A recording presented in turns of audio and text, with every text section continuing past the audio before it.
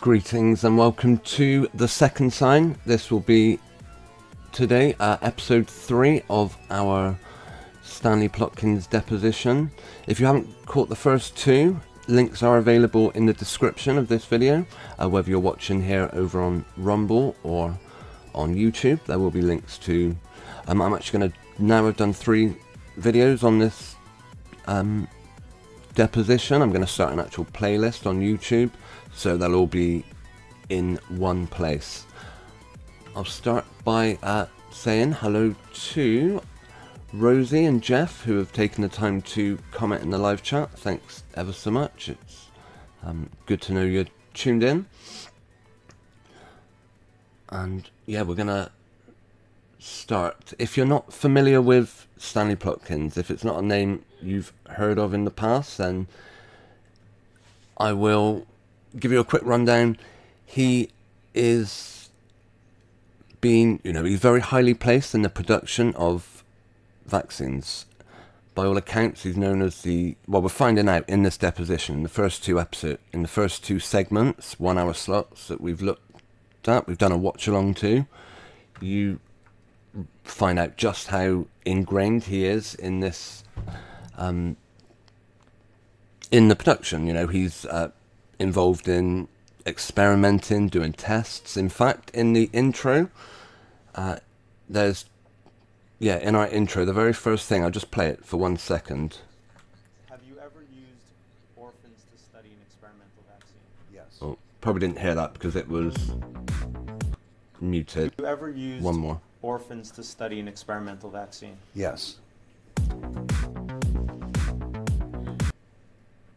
Yeah, that's Stanley being asked questions about his time experimenting. By the way, great seeing Nathan Oakley in the chat. Thanks for joining us this evening.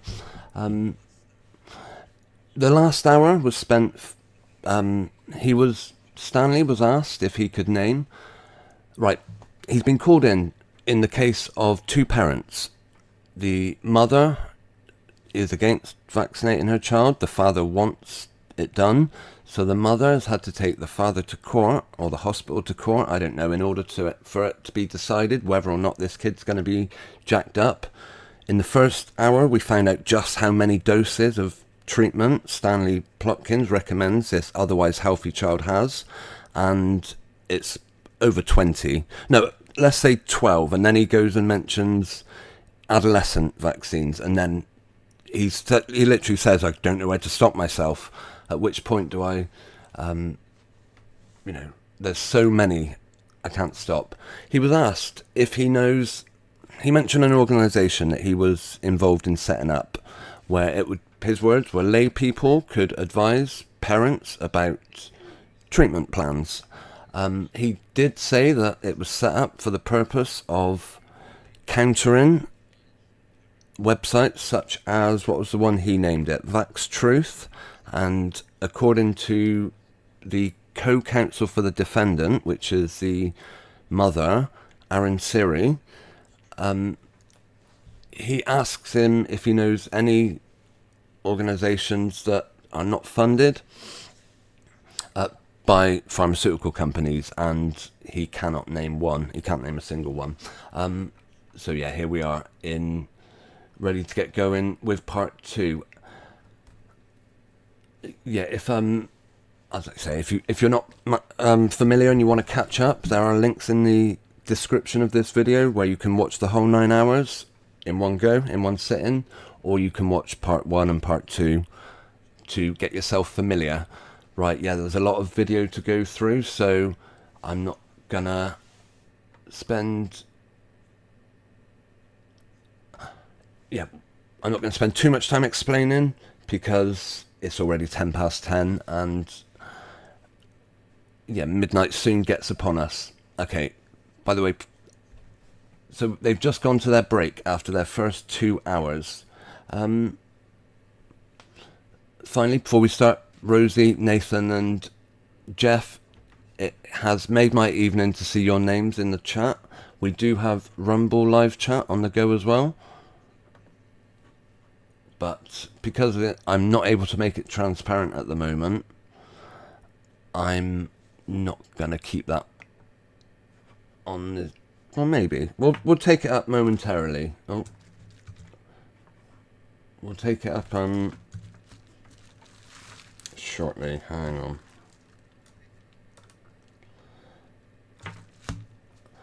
on. Yeah, thanks to Yada Yahuwah, who is also here on YouTube, for taking the time to comment over on Rumble.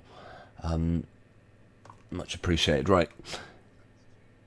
Okay, we're going to get going. I've got myself an Earl Grey tea, and that should keep me going for about an hour. I doubt we'll watch the whole hour, and, you know, we'll see. By the time I need a refill on my drink and need to use the facilities, as it were, we'll see how we're doing for time. But yeah, we'll probably take a short intermission at one point or another tonight. Okay, here we go with part 2 of Stanley's Deposition.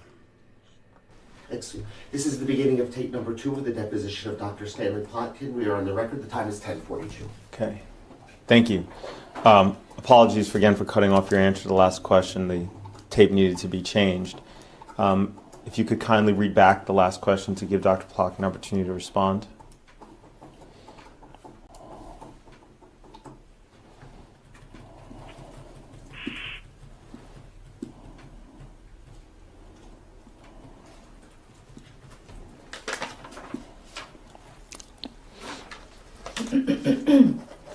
Question. So when you say after 5 years immunity is gone, in 2 years efficacy, do you mean after the 4 or 5 dose DTaP series? Answer. I should go into some detail. The first well, answer. The first 3 doses are given you know what, I apologize. It's about to run out. So pertussis vaccine is given in 3 doses in infancy and is quite protective during the childhood or infancy years. Then there's a booster dose given before school entry, and that results in protection, pretty protection for 2-3 years, but then begins to fade when the child reaches 8 or 9 years. And a dose is recommended in pre-adolescence. And there in particular, what's been found is that with the so-called acellular vaccines, that after 2 or 3 years, that the efficacy diminishes considerably. And so there are efforts to try to improve that persistence of efficacy.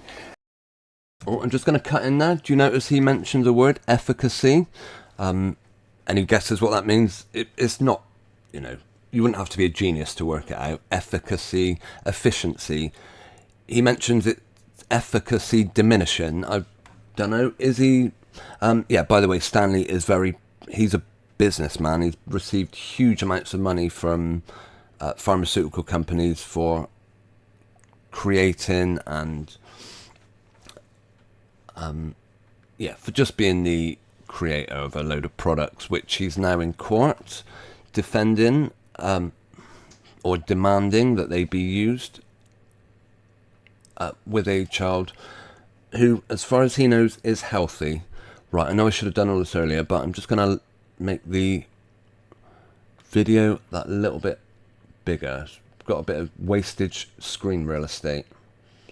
Okay, there we go. Yeah, he does tend to Rosie, you got it, effectiveness. He mentioned it diminishing. I don't know if he used is that an obscure word? Maybe not, but is he using it so that he doesn't have to say its usefulness, its ability to protect anyone, which is what he claims his product does. You know, it diminishes. But anyway, right. I ramble nearly as much as Stanley Plotkins. Right, let's keep going. And Bionet is one of the companies that is in effect trying to develop a longer-lasting acellular pertussis vaccine. there are other companies also working to improve the vaccine for adolescents. So the last vaccine recommended for adolescents is around what age? Of Tdap or a diphtheria, tetanus, pertussis containing vaccine? 13, 11, 11, 13. Okay. And did I understand correctly that a few years after that last dose, most folks who've gotten that vaccine are no longer immune to pertussis? Well, most folks is perhaps a bit of an exaggeration, but it depends on the study. But certainly I would say that the high effectiveness that's seen initially after the vaccine diminishes considerably by 5 years. And what do you mean by considerably? Well, so it falls somewhere between 30 to 50% protection.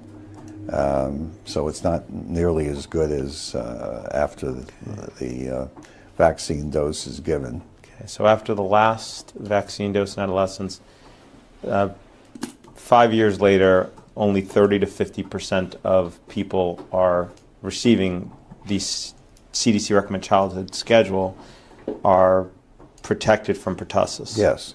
Okay. How about 10 years out? I'm not sure there are. By the way, I will just say that that you heard him say. It's a shame on this video. I can't just skip back 5 seconds, but wait for pretty much every question he's asked, he responds with, his first answer is, a scoff. Any studies that go that far out, but I would imagine that the protection is diminished considerably by that time. So most adults aren't protected for pertussis? Not unless they've received a booster dose. But that being said, it becomes complicated because if they are infected with the organism that causes pertussis, even if they are not ill because of it, they will get a natural booster, and so they may not have symptomatic pertussis. Pertussis is not uncommon in adults, but the epidemiology is not as well established as it is for children. Well, I'll just also take this opportunity, pertussis, as they keep saying, whooping cough, aka whooping cough. But in terms of protection from vaccination from pertussis, most adults are not protected from the vaccination. You're saying if they're protected from exposure to the actual pertussis. Yeah. Is it bacteria? Yes. But you know, you have to bear in mind that pertussis as a disease is most important in the newborn and in children.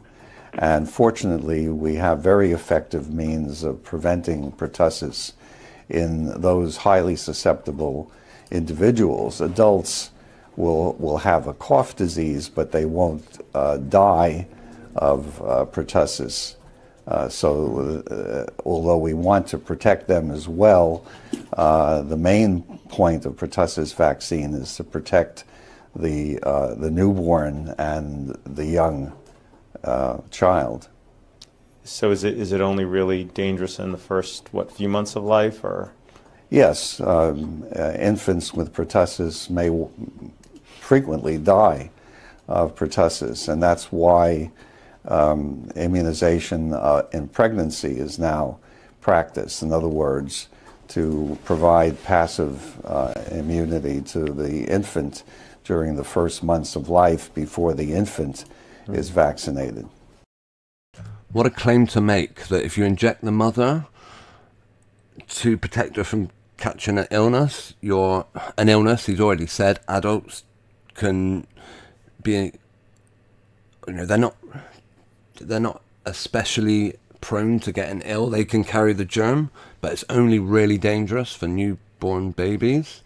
So his plan is to jab them early before they even are given birth to by stick in the mother. And if the mother had been exposed to pertussis bacteria itself and had immunity that way, that would also confer immunity to the baby? Yes, but one can't depend on that, whereas if you give a dose of vaccine during pregnancy, you can depend on the antibodies passing to the infant.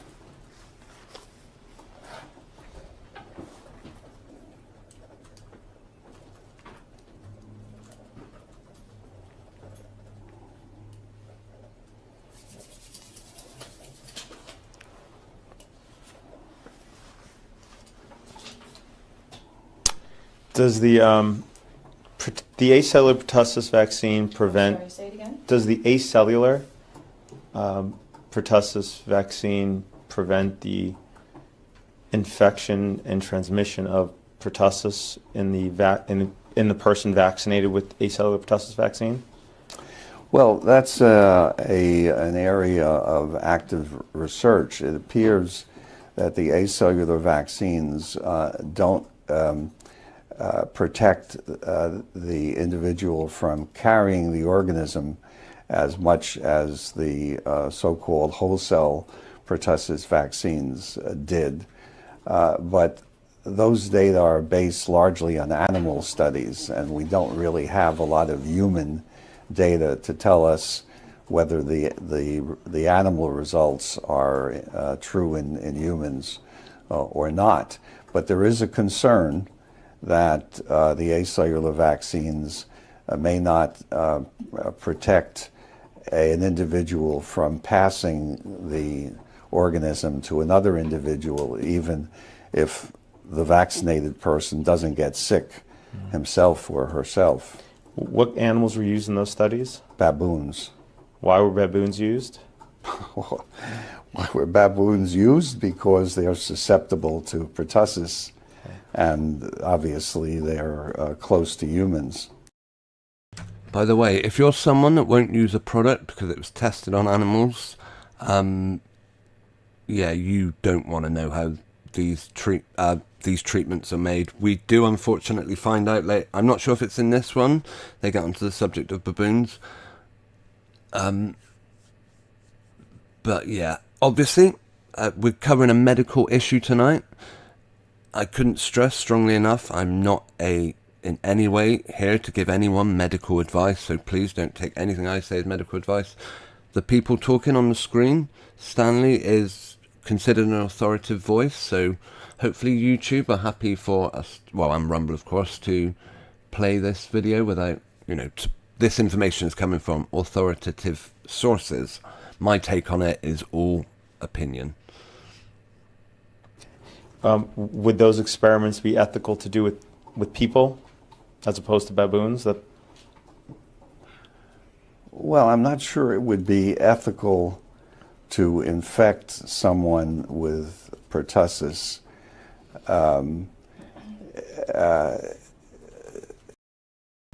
By the way, he does a lot worse than just infect a baboon with whooping cough. We'll find that out later though. That would require an ethical committee to consider how the experiment would be done. For example, if someone were infected with pertussis and then given antibiotics soon after administration of the organism, that could be ethical because the antibiotics would cure the individual before he or she becomes ill. Wouldn't that mess up the study, though? Sorry? Wouldn't that mess up the study in terms of? It would certainly influence the study, but it could allow us to determine whether an individual who has been vaccinated with the acellular vaccine can pass the organism despite that vaccination to another individual. Has that study been done? No, Okay. it has not yet been done. In terms of the study that was done with baboons, that study, Yes. could that study be done with humans? Do you think any IRB approval could ever be obtained to do that study with humans? to allow an individual to develop symptomatic pertussis, I don't think that would be approved. Okay. What was, so in terms of the baboon studies that were done, those are about as good as you're going to get for those studies, because you can't do the human studies, correct? In terms of evidence about the transmissibility and infection of pertussis from yes, but after acellular pertussis vaccination. yes, but I believe that workers are trying to determine whether vaccinated individuals are still colonized by the pertussis organism. If they are colonized, then they probably could transmit to others.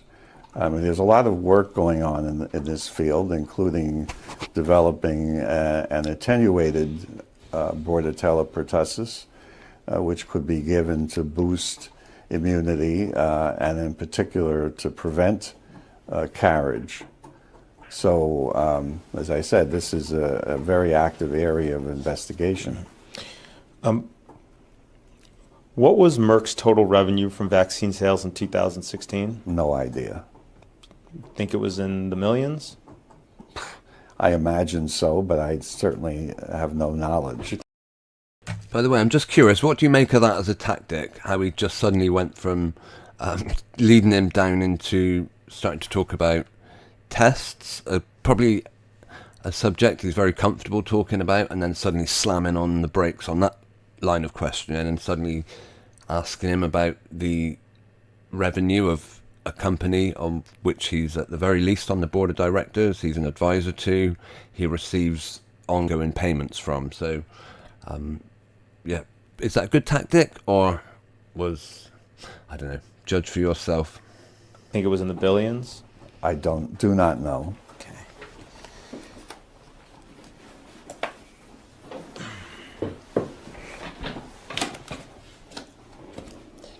Do you know what the global sales of vaccines were approximately last year?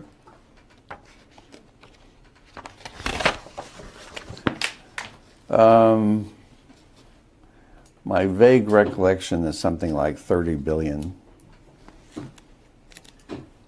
30 billion. And do you know what percent approximately Merck's share of that was? No. Sanofi's? No. Glaxo? No. Or Pfizer? No. Combined, what do you have a sense of what percent those four represent in terms of that $30 billion in vaccine sales? Probably, I would guess, but it's purely a guess, 20 billion. 20 billion with a B? 20 billion. And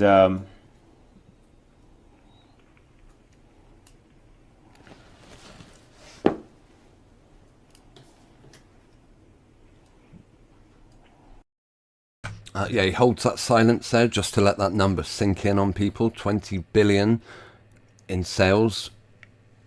This guy towards the end of the last hour, he was being asked about how much he receives, and he says, you know what, Stanley Plotkins, who's being questioned, says, I really resent you implying that I'm doing all this for the money. And Aaron Siri, the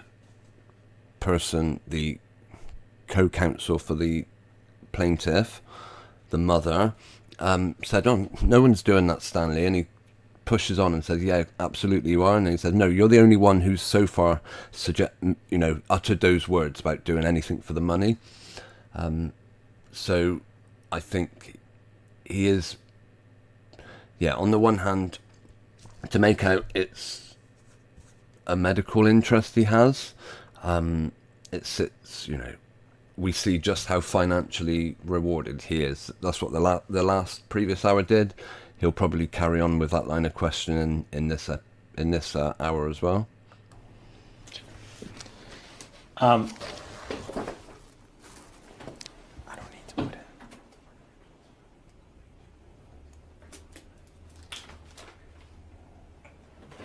And the increase in the vaccine market has been due to the fact that new vaccines give higher profits, correct? Correct.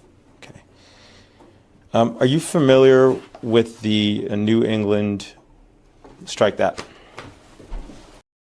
While he's just struck that, we'll just let a fact there that he put out there but didn't really seem to have much impact was that the vaccines they're now using create more profit. So even the profit they've just spoken about will soon be increased because they're now creating these vaccines even cheaper. So if I told you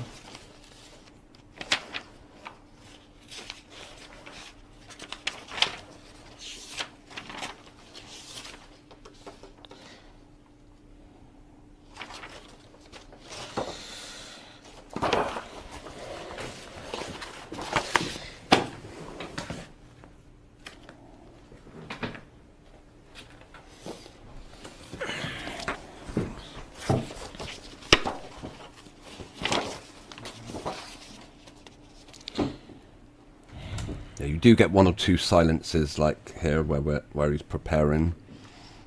So I guess I could fill the gap. in terms of the $30 billion, and you said approximately, what percent did you say approximately you thought was from the big four vaccine makers?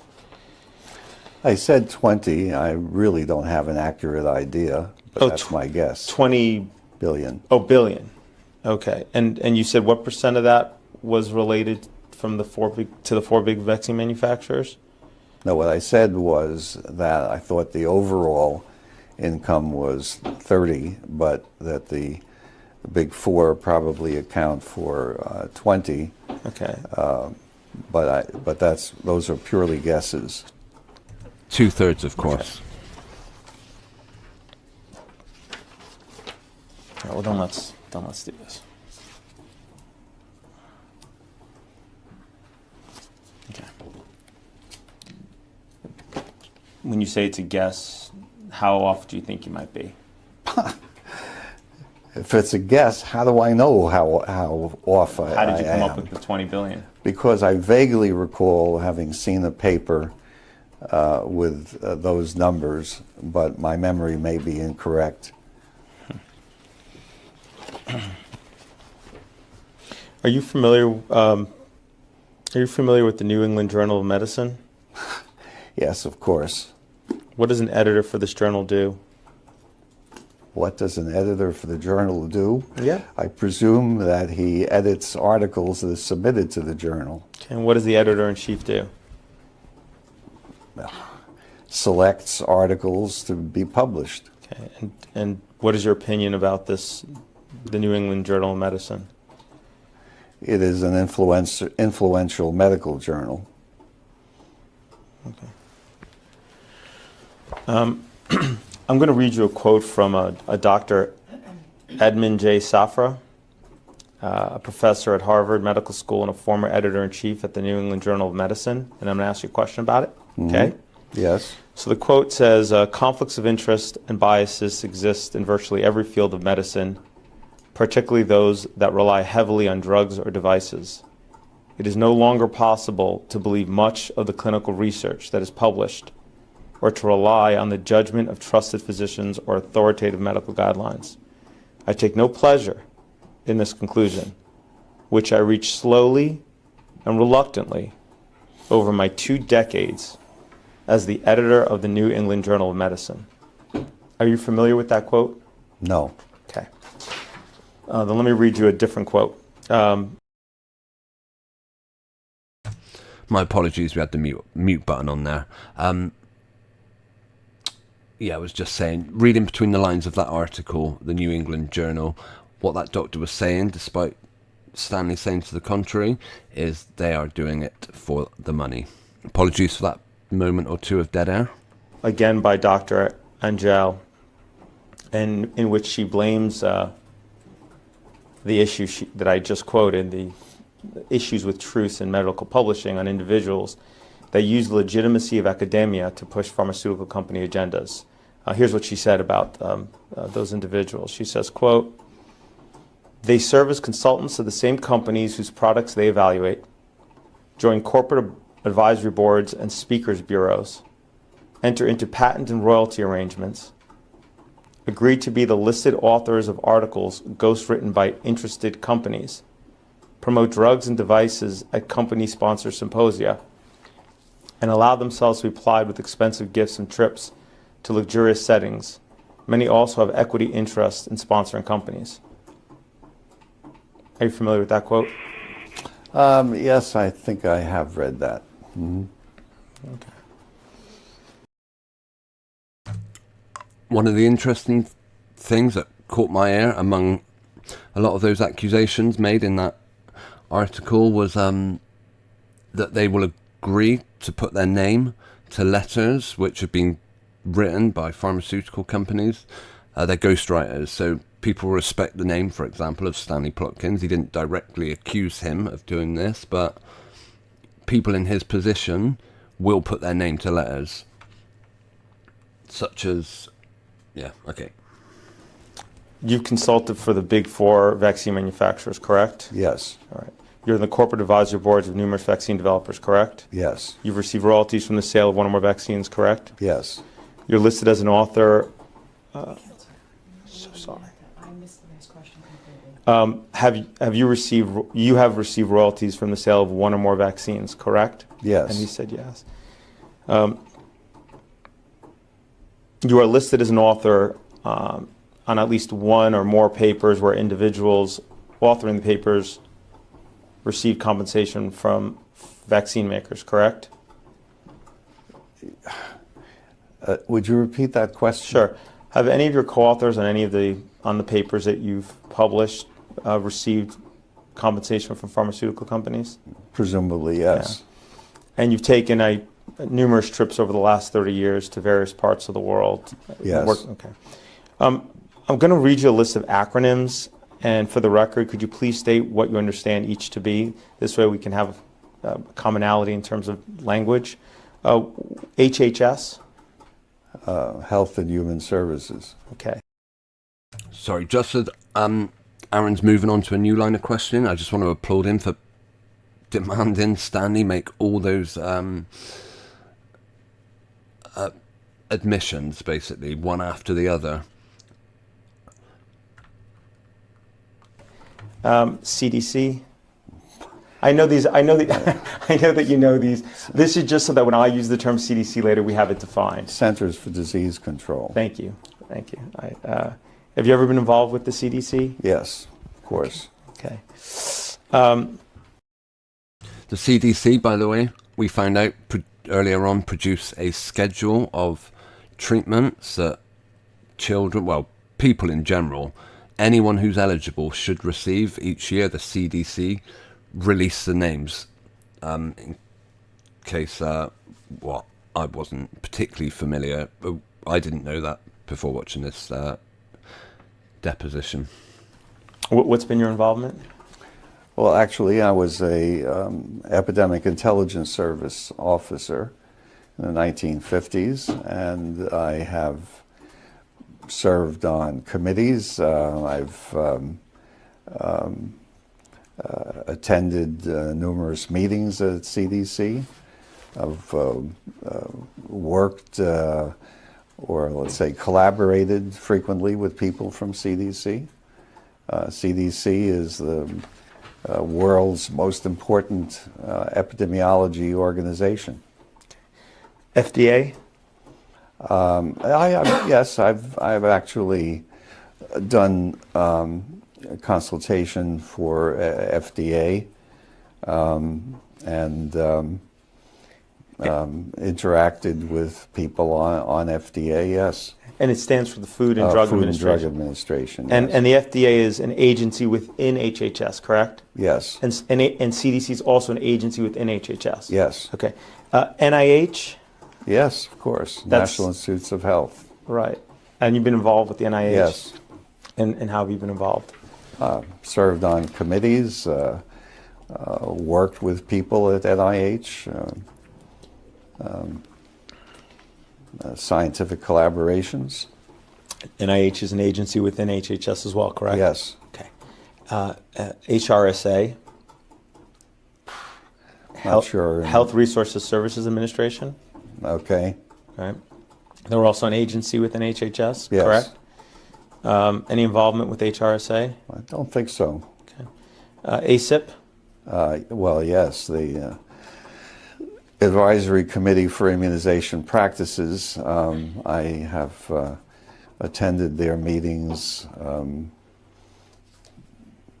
since 1960s, probably. Have you ever served on the board at ACIP? On ACIP itself, no. Okay. No. Have you ever served on any board related to ACIP? The ACIP? I've I've participated in working groups which they have organized on specific subjects. And what working groups were those? Let's see, mumps.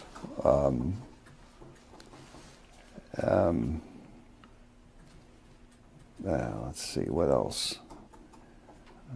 Mumps was the most recent one. So Aaron Siri, of course, establishing Stanley's involvement with this company in case it becomes relevant later on. I can't recall for the moment, but anyway, 2 or 3 working groups that they've organized from time to time. A yellow fever was one. Ever work on a working group for rotavirus? Actually, no. And measles? Measles? No. Not measles, I'm sorry, rubella. No, not for ACIP, no. A different government agency? No, actually that was for WHO. By the way, interesting covering of the face when he reads that. Look at that. The most awkward hand possible to scratch that itch on the left side of his head. Naturally, you would probably come up and itch with your left hand. Just while he says the word WHO, World Health Organization, he covers his face. I find that interesting.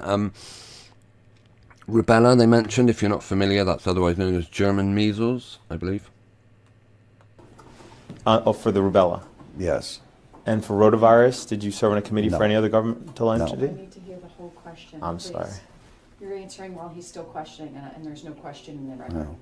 And for rotavirus, did you serve in a? You could strike that. It's okay.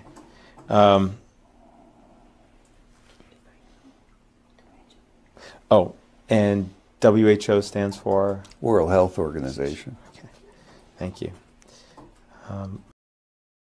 This video, by the way, was made back in 2018.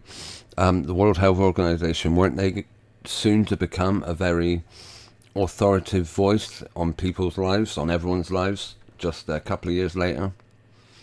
I don't know if I'm going to pronounce this acronym correct. You can correct me if I don't. Is it VRBAC? VRPAC? VRPAC? How does it normally pronounce?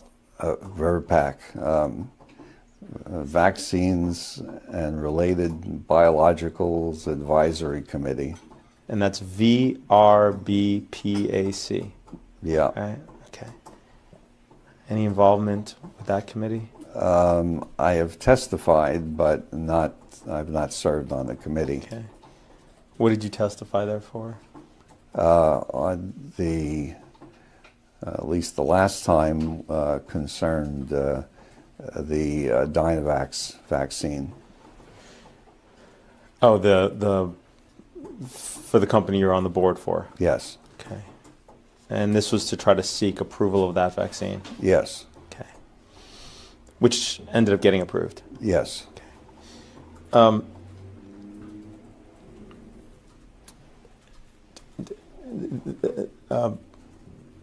The NVAC? National Vaccine Advisory Committee. Okay. I've given talks to the committee. Okay. About what? About vaccines. Fair enough. It's anything in particular about vaccines or particular vaccines? No, actually, it was more or less general. I was not pushing any particular vaccine, but in relation to the administration and development of new vaccines. Ever give a presentation about the vaccine market? About the vaccine market? No. And so all of the agencies and committees we just listed, CDC, FDA, NIH, HRSA, ACIP, VRBAC, and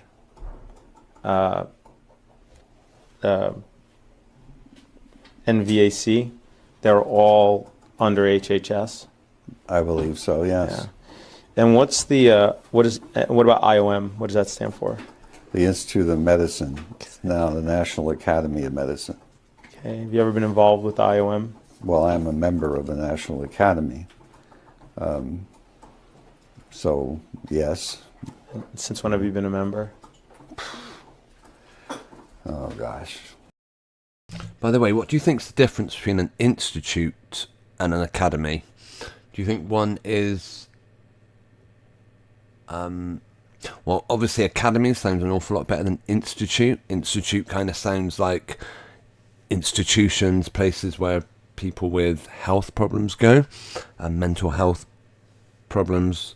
Maybe, I don't know, was it the 50s, 60s? They considered you would go to an institution. Excuse me. And so they've now, to give it that educational feel, they've now called it an academy.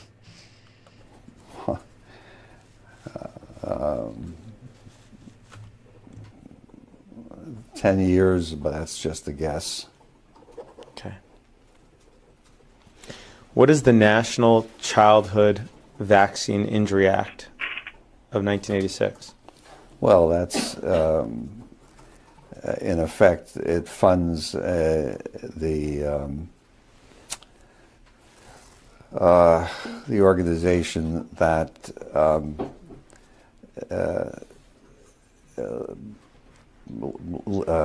what shall I say, receives requests from individuals who believe that they've been injured by vaccines and remunerates them if they decide that there was a possibility that the vaccine did cause injury.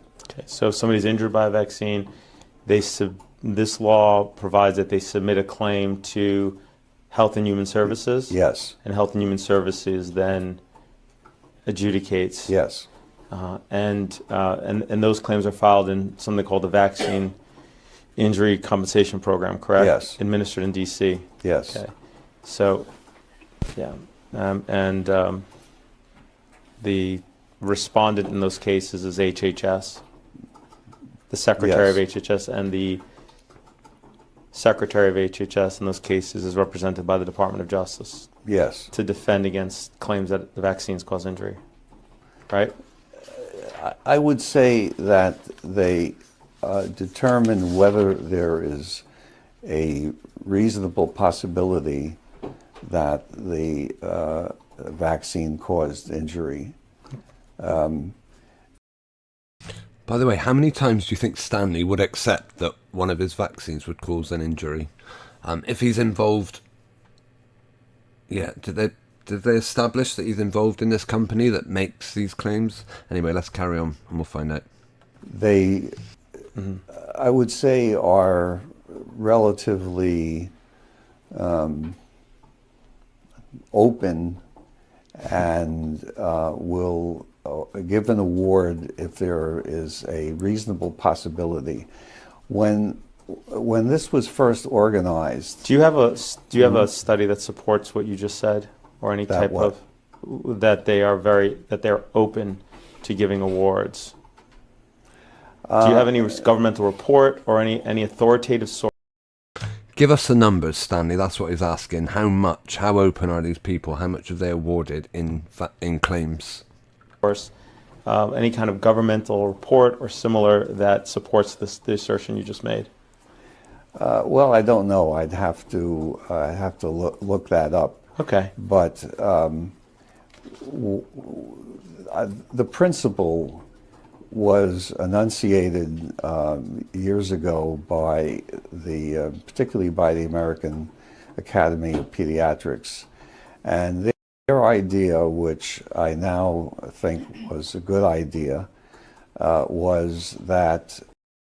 By the way, he says, which I now think's a good idea, meaning originally he thought it was a bad idea. He voted, he probably opposed whatever it is he's about to tell us, but he now thinks it's a good idea.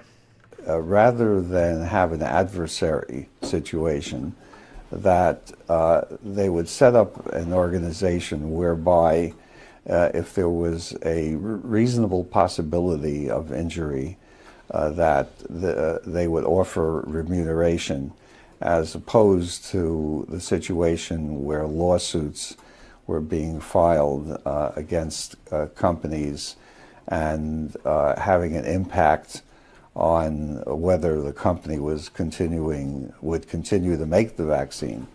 At a certain point, there were relatively few companies making vaccines. And so this is an idea which over the years I have realized was a good idea. Interesting. He said originally the lawsuits would be put against the manufacturers who are making the product that injures these people. They would try and have, they would try and take them to court and get them to stop making it. But what they then did is an adversary group who will just remunerate the victims. They won't, for goodness sake, they will not stop making them. They'll just give money to anyone who they think there's a reasonable chance has been injured by one of their products.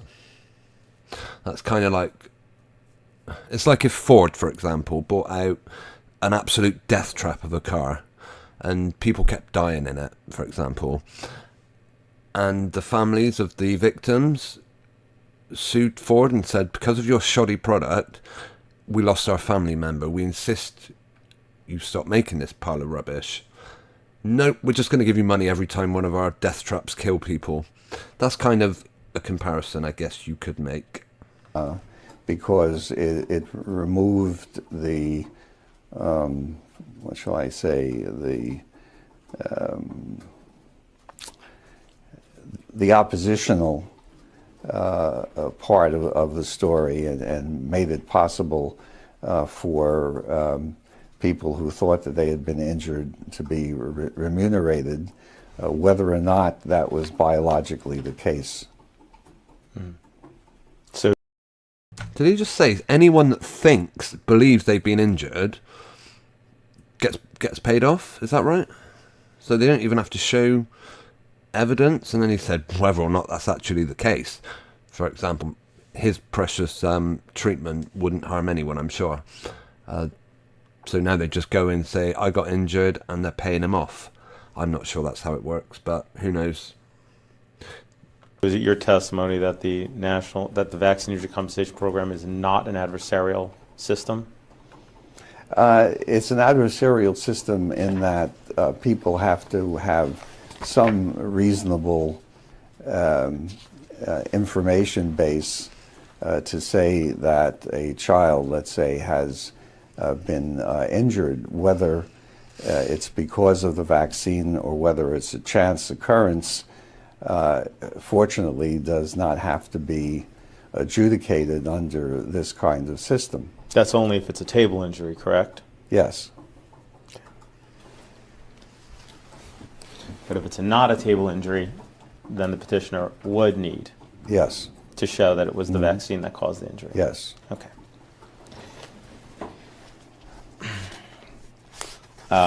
So this is, I'm going to Sorry, I had myself the microphone open.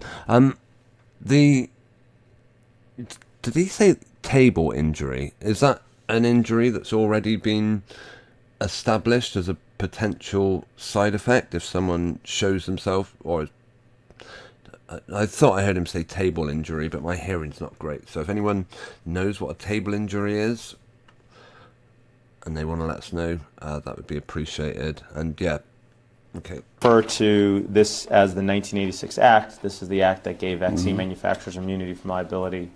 Yes. And you have to, yeah.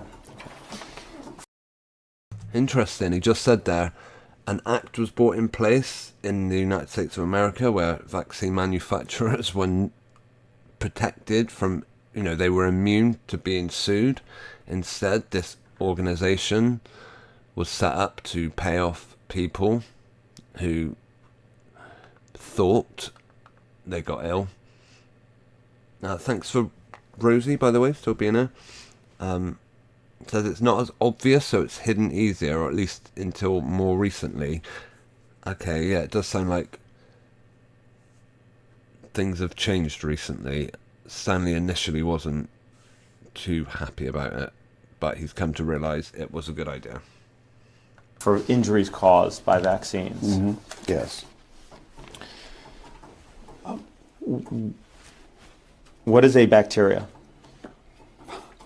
It's a microorganism which has certain properties. It has a cell wall, and it has DNA within the organism, and it can, depending on what bacteria it can multiply in humans and sometimes cause disease. Okay. How does it replicate? It divides. It has mechanisms for dividing and multiplying. And what is a virus? A virus is a DNA or RNA molecule with properties to produce proteins and to replicate in cells, and make more of it, and is capable of causing disease under certain circumstances. When you say replicate in cells, Yes. do you mean in the host, the person that it infects? Yes. So it takes over the person it infects' own cellular DNA material? Well, it doesn't take over the DNA necessarily, but it is able to replicate in cells which, of course, have DNA. Not all viruses require that they influence the DNA of the cell, but they all are able to replicate in the cytoplasm or in the nucleus of the cells of the host. And in that fashion, they will spread from cell to cell? Yes. Okay. By duplicating themselves into more and more cells in the body? Yes. Okay. And the virus DNA you said it can be either DNA or RNA? Yes. Okay. And those DNA and RNA pieces, they provide coding for protein structures? Yes. Those protein structures are typically, DNA creates protein structures that are important for regulating bodily functions? Well, the viruses I meant DNA in general, I'm sorry. Yeah. Oh, well, I'm just cutting to get into very technical, I say technical. Yeah, DNA, right. Ribonuclear, sorry, I'm going to make a terrible attempt at defining RNA, but I'm not sure. We'll go to Bing. RNA definition. Nucleic acid. So RNA is it ribonuclein? I don't know, it's not. RNA is a nucleic acid that is made of phosphate and sugar and nitrogen base. Why didn't they say what it stands for? Yeah, ribonucleic acid. So what is DNA?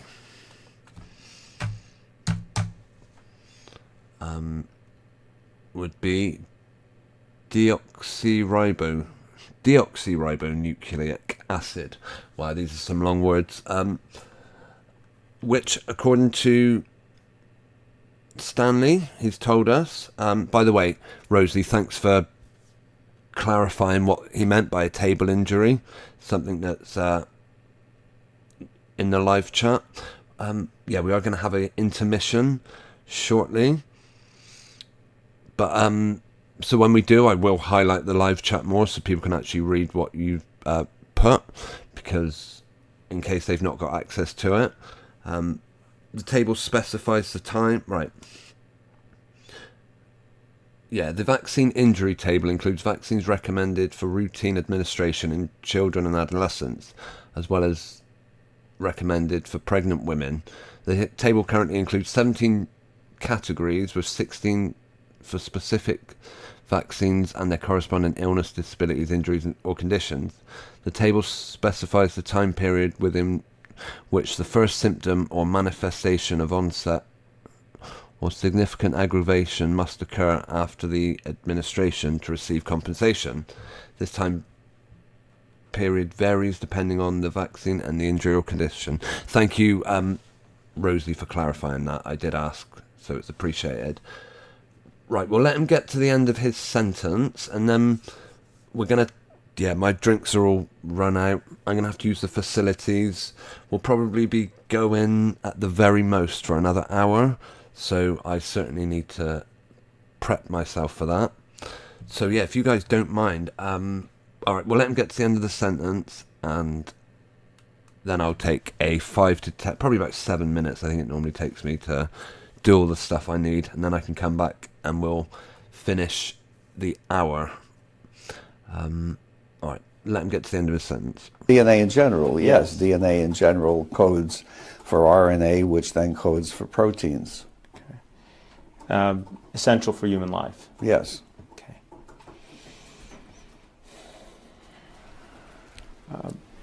And is DNA shared across humans?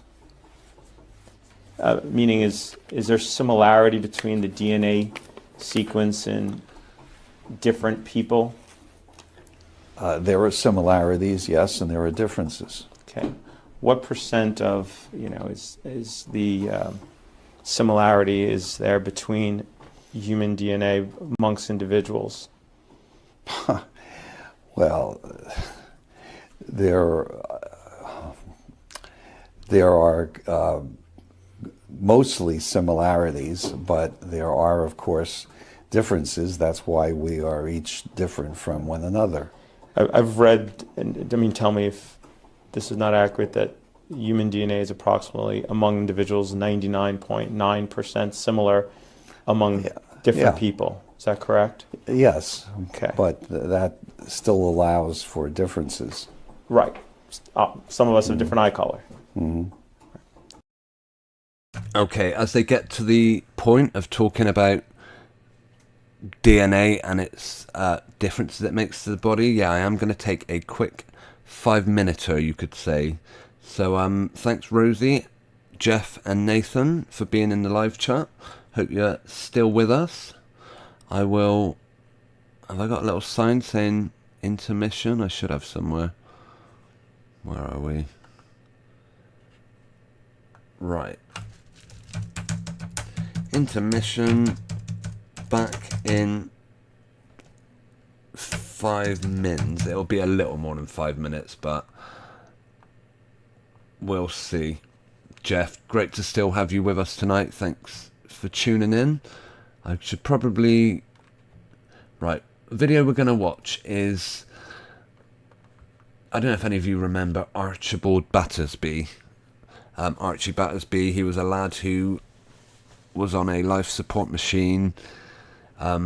Rosie and Jeff, thanks ever so much. If anyone else is in the chat and they want to say hello, now is a good time. Well, any time's a good time really, but it's always great to know you are with us, especially on Rumble. Yeah, I haven't been checking the stats so much tonight. So, we have slightly more people over watching on Rumble, which is not a problem. So if anyone else other than our lovely Yada Yahuwah wants to leave a comment in the chat, it'd be great to know you're there. No pressure, but it's always good to see some names. And I've never had more than one person comment on Rumble, so if you want to make my night, help me set some standards, then that would be wonderful. Right. Okay, this video, Archie's funeral. Yeah, give us 5 just while I set this up. And then when I come back, we'll carry on listening to art. We've got about another 20 minutes. Right, where was it? The coincidental funeral of Archie Battersby, it was called.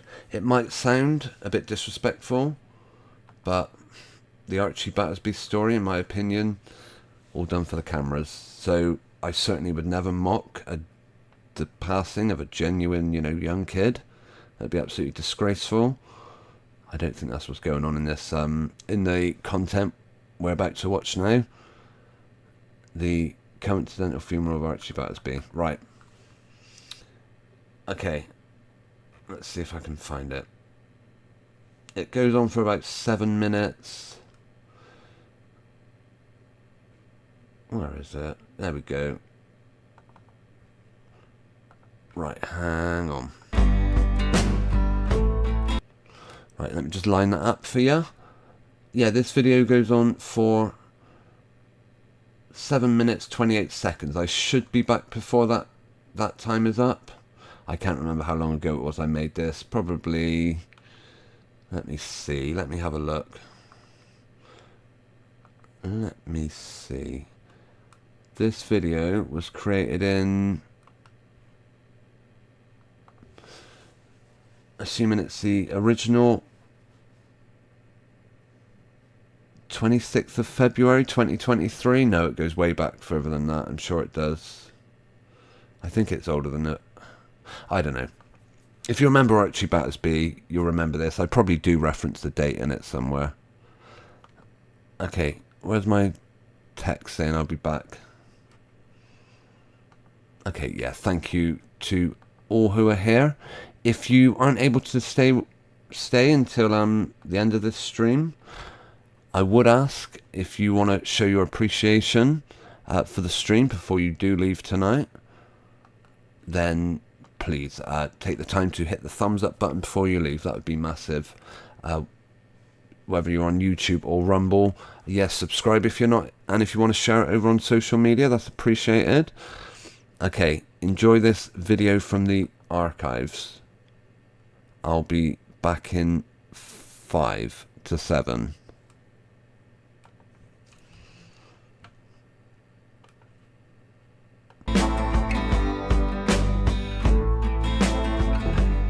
Greetings. Now, one video I looked at in some detail was that of Oliver Battersby. Oh, sorry, no. Oliver Battersby was the boy from Coronation Street whose mother repeatedly went to appeal court cases to stop his life support being turned off. Archie Battersby was the supposed real-life child whose mother repeatedly went to appeal courts to stop his life support being turned off. Going back to this story, as I said, I did cover it in some detail with my video, The Boy in the Machine. It was left open-ended. We didn't come to any definite conclusions. I thought it interesting that they had now held his funeral. Now, interestingly, if we go back a couple of months to June, we look at when Deborah James was still around before her funeral. I did a video, Deborah James, a prediction, where I made a series of predictions about what we would see at her funeral. I think in the end I only got like 1.5 right. Had I made these same predictions for Archie Battersby, I would have been giving myself a lot more ticks. Again, going back to another story that I've covered, David Amos, if we remember his funeral. The video I made about the David Amos fairy tale, referencing all the high-profile funerals that seem to use horse-drawn carts. Believe me, there's a lot of them. I'll play this little outro at the end of this video. Well, we can now add Archie Battersby to the list. In fact, some parallels between Archie and David Amos. In the case of Archie, his funeral was held at St. Mary's Church in Southend. In the case of David Amos, his casket was carried into St. Mary's Church in Southend. So, apparently they used the same church, they used the same black horses and horse-drawn cart. Something else we heard. Bells tolled at the church as teary-eyed mourners began to arrive. What was it they said in Archie's story? Church bells tolled as the coffin carried inside, with the song Hypnotize by American rapper Notorious B.I.G. playing over the speakers. Interesting choice of song there, Hypnotize. Are some of these people literally being hypnotized? Yeah, the Mirror seemed to have put this little piece together for Archie. It shows a screen they had up in the church showing all the great CGI render. I mean, the wonderful pictures that his mother managed to get with him.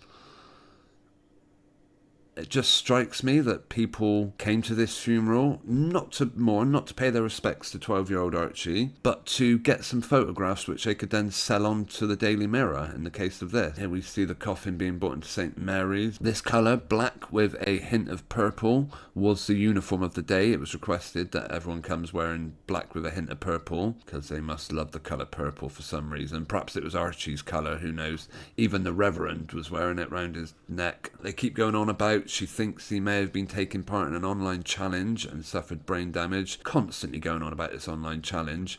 Here she is looking quite the part, and here are all these photographers. I'm sorry, for me that would be like, this is a dignified event, it's my son's funeral, can you get lost with your cameras? What are you doing trying to take photos and make money off the death of my son? You're an absolute disgrace to your profession. Nope, she doesn't care about any of it. In fact, check this out in a minute. All for the cameras, shot of the horse-drawn carriage pulling up. This guy even gets up on the embankment just to film it. What's he going to do, sell it on? And with absolute dry eyes, completely 100% dry eyes. At least she's managing to keep the duping delight down. No massive smiles, although we don't see her for long. She pretends like she's about to cry, but with not one dropped smudge of makeup, she reads this very nondescript eulogy that she says about her son. He was perfect, he was a good boy. How about telling us some memories you've got of your son? No, he was great, he was perfect. Who would show these horrific images of him on his deathbed? Are they so short of happy memories that they've got to resort to showing this disgusting crap? I do wonder. Didn't make any predictions about his funeral, but if I had, and if I'd used the same predictions I did for Deborah James, I think it would have been hit after hit after hit, although I don't know if many celebrities attended, but of course his mum's now a celebrity. She's loving all the attention. Actually, I wouldn't have got the funeral being held very quickly. It was a good few weeks ago, so they held out on that one. So we go back and look at the story. It featured videos of him singing and performing gymnastics. They harp on about the court case and failed in bids to overturn a High Court ruling, a bit like Leanne's Battersby in Coronation Street, but of course this is meant to be real life. Although the parallels between Archie Battersby and Oliver Battersby are incredible. During the service, a video of Archie singing One Call Away by Charlie Puth was played. Again, it reminds me of not the funeral of Olivia Campbell. If you're not familiar with her, she was one of the victims of the Manchester bombing, but her parent supposedly played a video of her singing a song at their wedding. They got married a second time for Olivia because they had to do something with all the money they'd raised from her passing,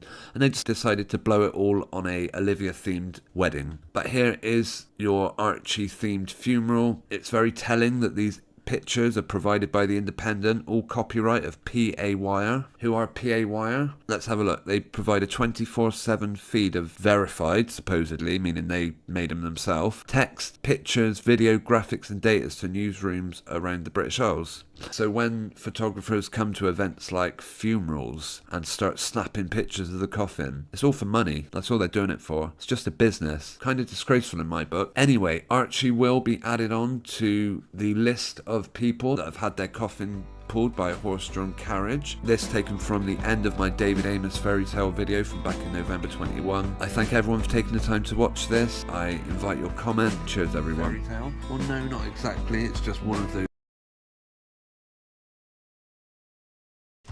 Okay, that is the end of our intermission. Thank you for your patience. We will get back over to the video. Yeah, I hope you're still with us. We are going to try and wrap things up in about the next 15 minutes. By the way, next week at the end of the stream, Rosie, you seem, not just you, I'll open this up to everyone. I do have an option of inviting guests on the stream, so perhaps if anyone wants to come on and share any thoughts on the video themselves, bear it in mind. It's not, no one has to. We'll see how we do. If anyone leaves a comment, yeah, I would come on, then maybe I'll do it. If not, then we will see. Okay, we are gonna carry on with Stanley. let's where had we got to? They were discussing the by the way, I haven't put the wave cam on yet, so greetings, thanks for being with us tonight. Much appreciate having you here. I'm not going to keep the camera on because it's not a very good camera, the depth of field isn't very good, and the minute I lean forward you can just see the top of my head, so I'll save you that. But thank you for tuning in nonetheless. Yeah, Obi-Lines, the second sign is a place of some not very pleasant storylines. In the intermission we covered the story of a young lad that, yeah, that story wasn't as, this slightly different, illegal deposition. Still, some of the subject isn't very pleasant, but I think it's worth knowing personally. Okay, here we go. Yes. Yes? Sorry? Yes. Do all humans and mammals, strike that. What? Sorry, just to clarify, they were before talking about DNA and what it does. He said, does DNA affect our eye color, for example? And Stanley was pushed to say yes. What is the percentage of similarity between human DNA and the DNA in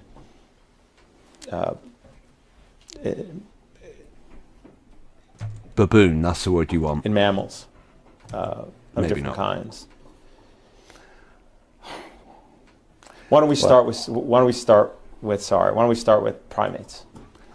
Well, the similarities are in the upper 90s, no doubt, but one has to appreciate that the differences that occur are critical. Okay, he did say, by the way, no doubt the DNA is very similar. No doubt, I would say, to me, suggests that he has no doubt, but doesn't know for sure. So, yeah, DNA in primates and humans, are they identical? He would have no doubt, but it doesn't sound like he knows for sure. And result in critical differences. So the fact that we're, let's say, 99% similar to chimpanzees doesn't mean that the differences are the 1% difference is unimportant, because much of the DNA actually, the function of most of the DNA is unknown. Okay, he's just said 1%. The only difference is 1%, meaning 99% of the DNA is the same. According to that, I would deduct from what he meant.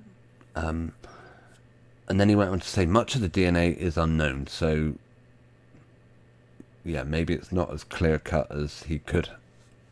It's not as straightforward to say 99% of primate DNA. Sorry. Humans and DNA have 99% the same, 99% of the same DNA. It's not as simple as to say that, because much of it is unknown. So humans have between humans having about a 99.99% similarity in DNA, and between humans and I think you said chimpanzees about 99% similarity in terms of the sequence. Yes. What about for other mammals, such as, let's say, between humans and chickens or cows, or is there a similarity? Well, there are similarities certainly, but there are key differences. That's what I was referring to. Even though much of the DNA is the same, most of the DNA that we have, the function of which is unknown. And what percent would you say is similar? With chickens, I don't know offhand. Cows? Again, I don't know the number, but the point is that it doesn't require a large percentage of the DNA to be different. Sure. What about guinea pigs? If you don't know, that's Again, fine. You can just yeah, say you don't know. I don't know. Okay. By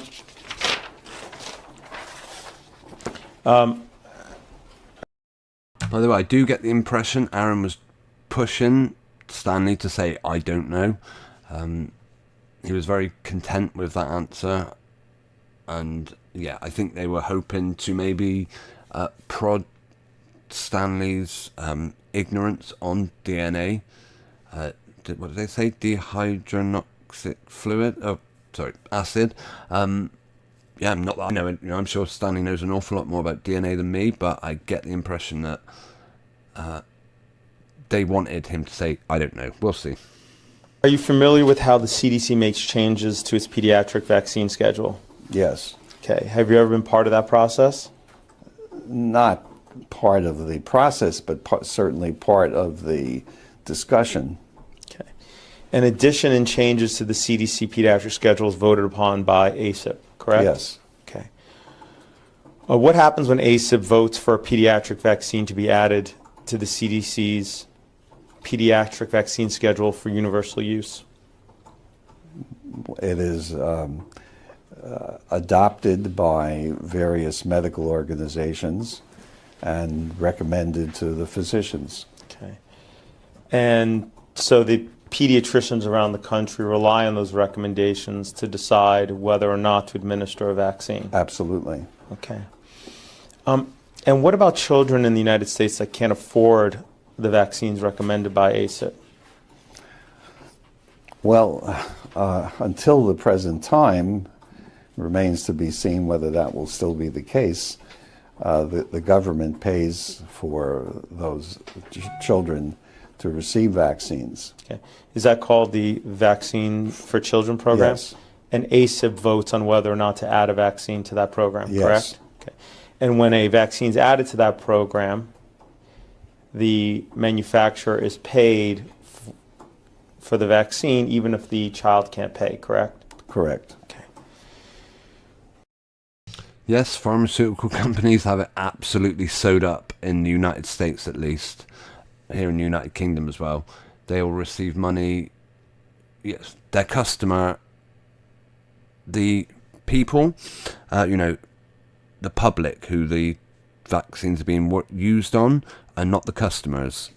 The customers, it would seem,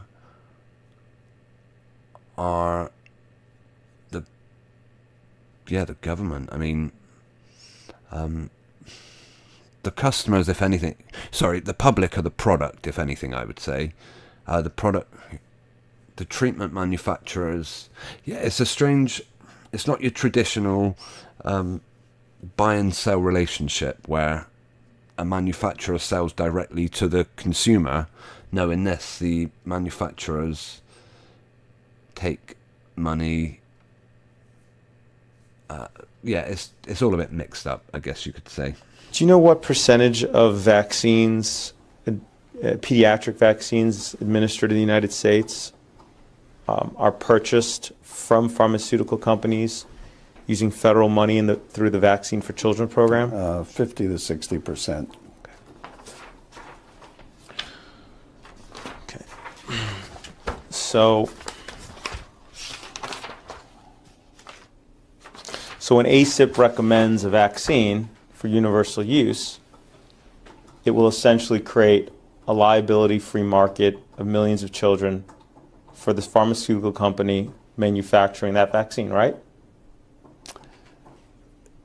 Correct. The Act provides payment to the pharmaceutical company to manufacture the vaccine. We did establish earlier free of liability. That is correct. You're talking about the 1986 Act? Yes. Right. And they're not liable for injuries from the vaccines, right?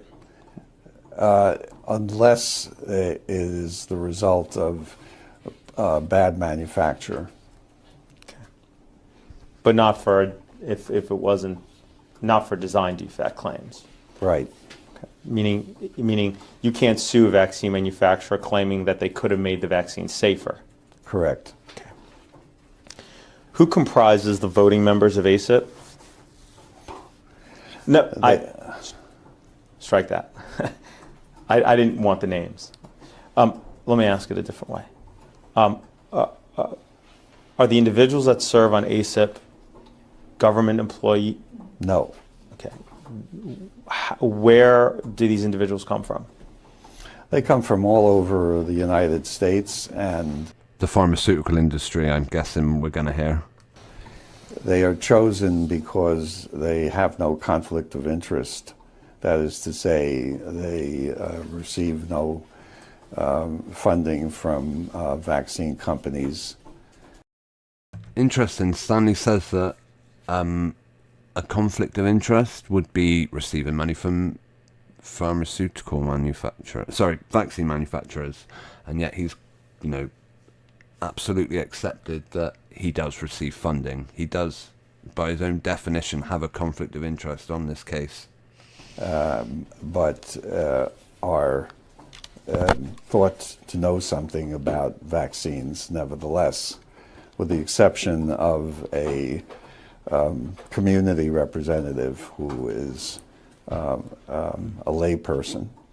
So none of the members of ASIP have any conflict with regards to the manufacture, development, or a vaccination. Right. Okay. When was the first rotavirus approved by ASIP for universal pediatric use? That was, don't remember the year, but my recollection is that was in the 1990s. If I tell you June 25th, 1998, does that jog your memory? Yeah, that could be right. Yeah.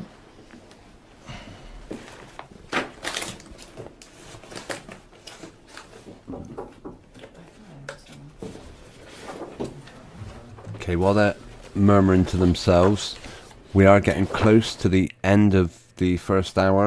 Of this hour. We've got about another 4 minutes to go of this deposition, and then we will start wrapping up. Here in the United Kingdom, it is now 11:30 at night, so we'll we'll be finishing up soon.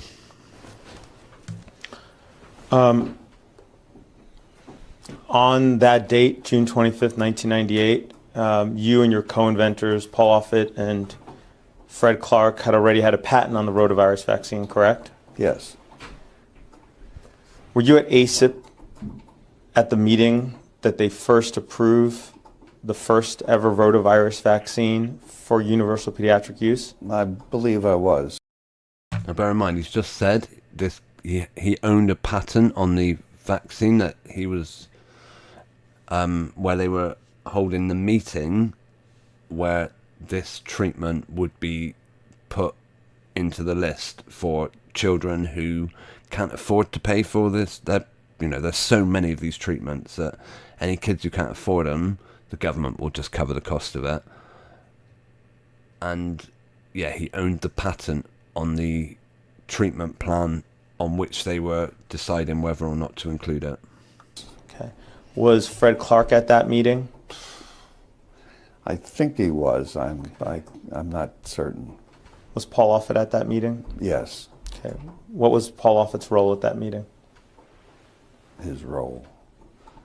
I don't remember whether he was still on the committee or not. I don't remember.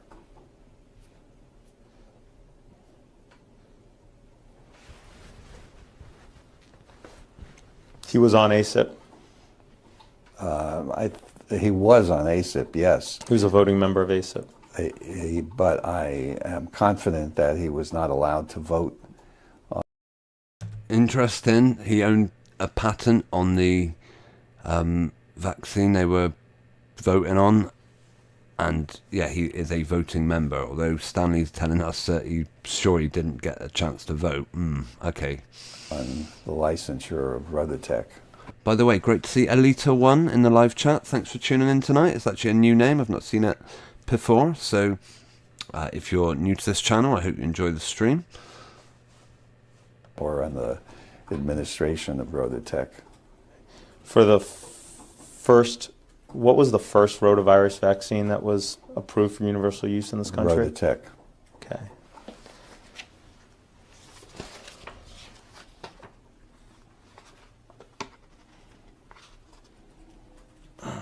Well, is that the rotavirus vaccine that you worked on? Yes. There wasn't a rotavirus vaccine that was approved before that? I don't believe so. No. Well, yes, there was a vaccine that had been developed at the National Institutes of Health that had been licensed but was found to cause intussusception, and the manufacturer took it off the market. Wow, a crushing admission to make. The treatment plan they already had on offer was causing, he said wasn't effective or something. It was causing injuries, so they had to remove it and then replace it. Yeah, by the way, I said Alita, I hope if you're new then I hope you enjoy the stream. Obviously, if you're not new to this channel, and I also hope you enjoy it, yeah, catch up. You're welcome to catch up. I hope you like what you see there. By the way, Alita, some of the subjects I touch on, not particularly pleasant, you could say. Yeah, each subject is one in which I do not believe the reporting to be legitimate. I think they're just a buyer beware, I guess. But no, you're more than welcome in the live chat. As is anyone who happens to be with us over on Rumble. You've got a few minutes left if you want to say hello in the live chat. Right, we'll get the last minute or so of this deposition, and then we'll start winding up. Yeah, by after 11:30, I start seeming to lose the ability to live stream, and I leave myself on mute. I forget to, I do make all sorts of mistakes. So I do need to finish around 11:30 for your benefit as well as mine. Paul Offit was on the committee and voted to approve that vaccine for universal use, correct? Very likely, yes.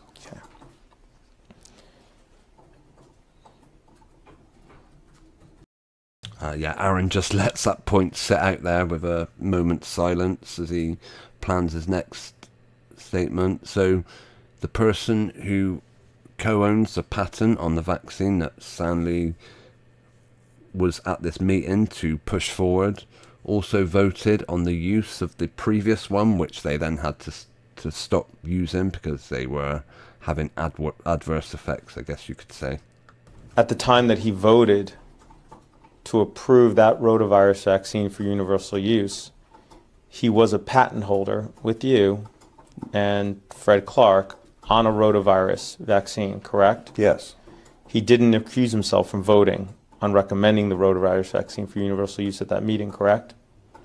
That's correct, which in a sense was voting against himself, since obviously he was in favor of the vaccine that we were trying to develop.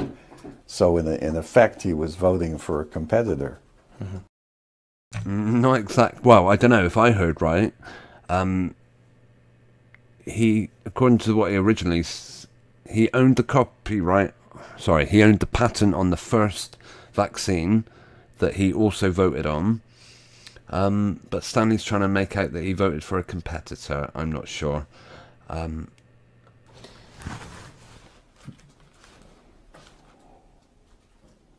When you have one vaccine for a given disease approved for universal use, wouldn't that make it easier to then have another vaccine for that same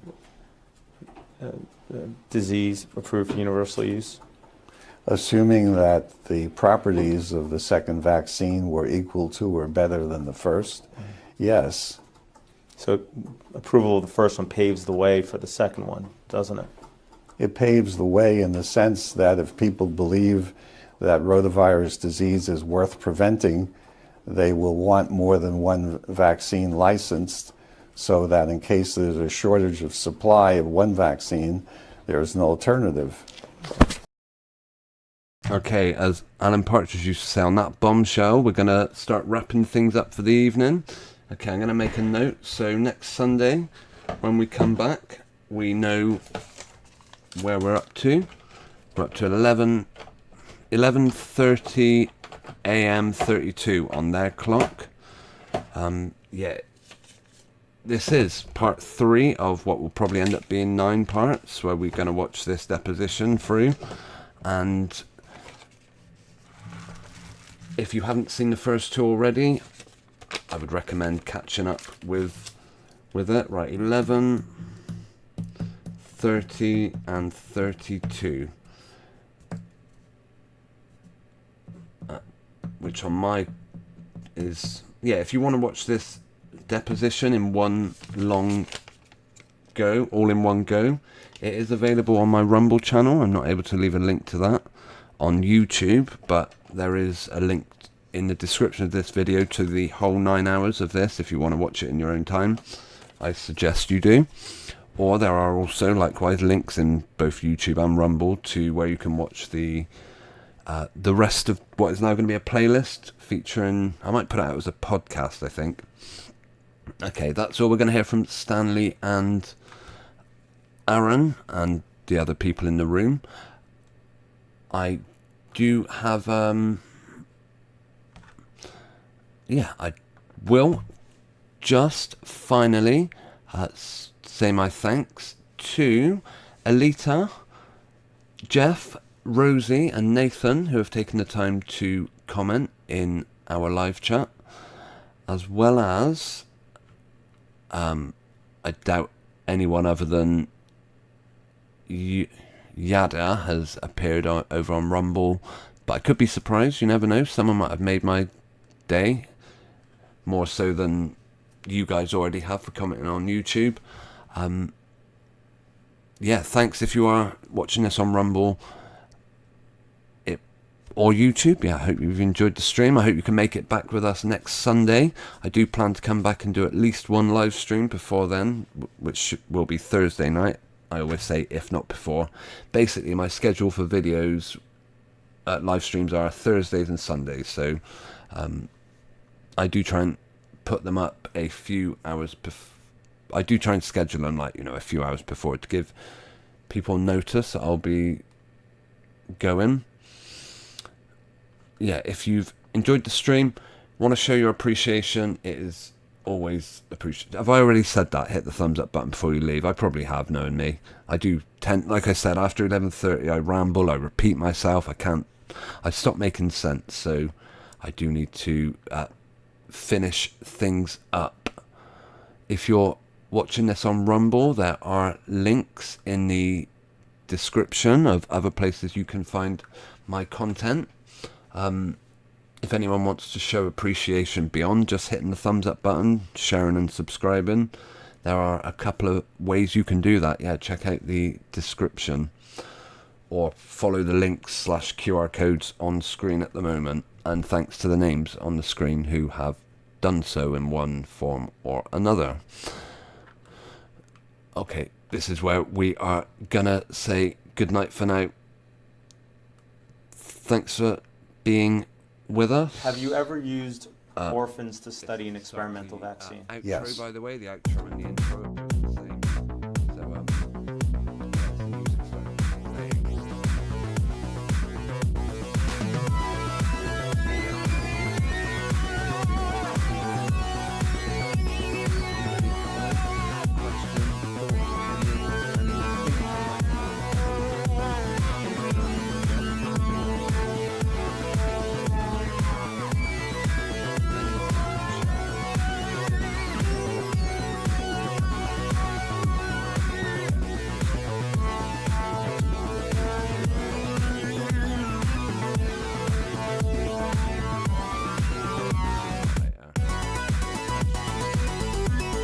Sorry, my microphone was really low there. I was just signing out.